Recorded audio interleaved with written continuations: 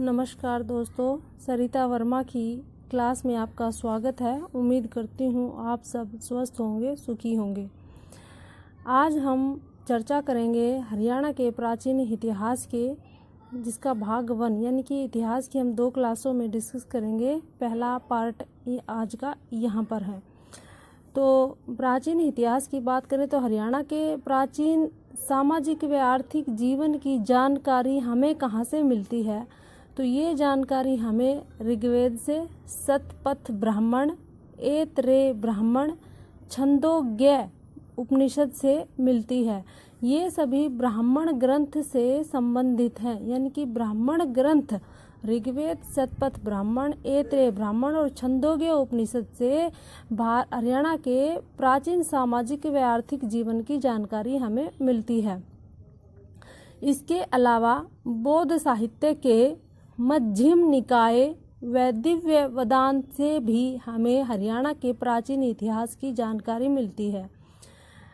बौद्ध साहित्य के दिव्य वेदांत में रोहतक व अग्रोहा का उल्लेख है। अग्रोहा यानी कि हिसार का जो एक शहर है उसका। इसके अलावा जैन साहित्य के भद्रबाहु चरित्र व कथा कोश नामक ग्रंथों से भी हमें हरियाणा के प्राचीन इतिहास की जानकारी मिलती है। कथा कोश में 1ली से 3री सदी तक का सांस्कृतिक जीवन से संबंधित बातों का उल्लेख हमें मिलता है।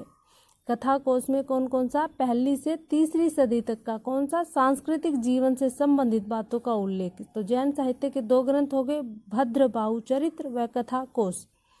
इसके अलावा कवि पुष्पदंत ने महापुराण और श्रीधर के पाषाणाह चरित्र में इस प्रदेश की चर्चा की है।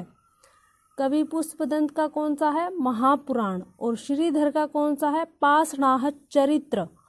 इन दोनों ने भी हरियाणा प्रदेश की चर्चा अपने ग्रंथों में की है। इसके अलावा महाभारत का जो नकुल दिग्विजय शीर्षक है, उस शीर्षक में हमें रोहतक के बारे में जानकारी मिलती है। रोहतक की जानकारी हमें कहाँ कहाँ मिलती है? एक तो बौद्ध साहित्य के दिव्य वेदांत में और दूसरा महाभारत के नकुल दिग्विजय शीर्षक में, यानी कि रोहतक की जानकारी हमें 2 ग्रंथों से मिलती है।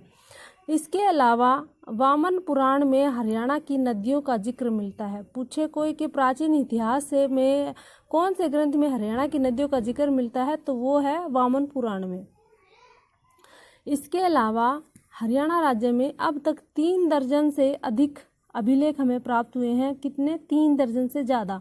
और सबसे महत्वपूर्ण है उसमें अंबाला के निकट टोपरा अभिलेख। तो टोपरा अभिलेख है, ये अशोक के काल से संबंधित है, यानी कि टोपरा स्तंभ है, टोपरा स्तंभ अभिलेख है, ये अशोककालीन है, के काल से संबंधित है। समय बीतने पर यानी कि कालांतर टोपरा अभिलेख को फिरोज शाह तुगलक ने दिल्ली मंगवाकर पुराने किले में स्थापित करवाया। यानी कि अंबाला के टोपरा के निकट ये जो टोपरा अभिलेख है, ये अभी कहाँ है? ये दिल्ली में। किसने मंगवाया था? फिरोज शाह तुगलक ने। कहाँ से? अंबाला से। ठीक है। इसके अलावा 11वीं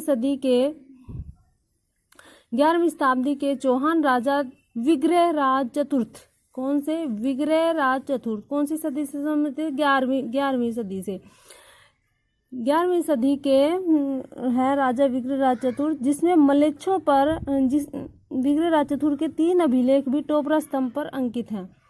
टोपरा स्तंभ से रिलेटेड एक बात और है, यही बात कि विग्रहराज चतुर्थ ने 11वीं सदी से संबंधित है कि 3 अभिलेख टोपरा स्तंभ पर अंकित हैं। इनमें किसकी चर्चा की गई? इसमें मलेच्छों पर विग्रहराज विजय की हमें जानकारी मिलती है, यानी कि विग्रहराज ने मलेच्छों पर विजय हासिल की थी और उसका उल्लेख हमें इस टोपरा अभिलेख से मिलता है, प्राप्त होता है। तो मलेच्छ का अर्थ क्या होता है? कंफ्यूजन करता है कि मलेच्छों पर, तो मलेच्छ कौन थे?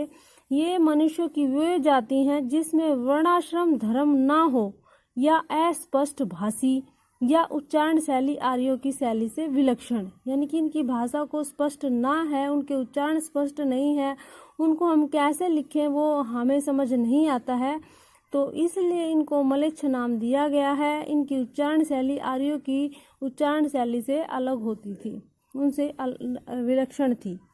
समझ गया विलक्षण का अर्थ होता है उनसे अलग और म्लेच्छ का अर्थ अस्पष्ट भाषी।